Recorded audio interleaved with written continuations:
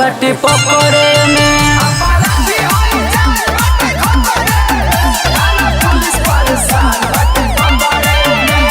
सही में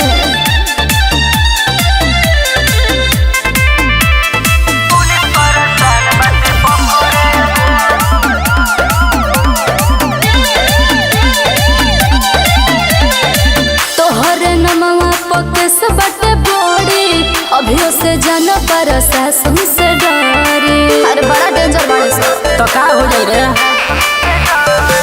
जिला के नमवा से जाला सब डोरी कौन के पावर बाकी हाथ हमर धोले बोल एहो कोइला का जवनिया के सतरे में अपराधी होई जान बाटे खतरे में। खाना पुलिस परेशान बाटे पकड़े में।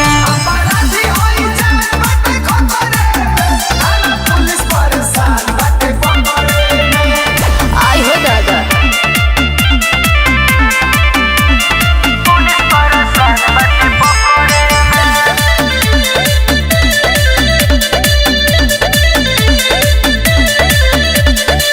कोट कचहरी बतहर फिरक में काहे तू लेट बड़ा बाबू मजाक में हल्का में मत न बर्बाद। अच्छा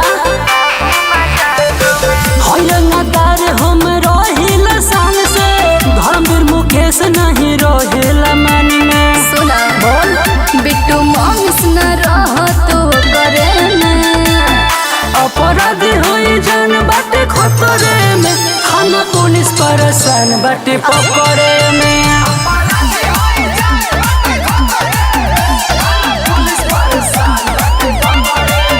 का बुझलू बाप रे बाप तू तो बड़ा खतरनाक बड़ा हो।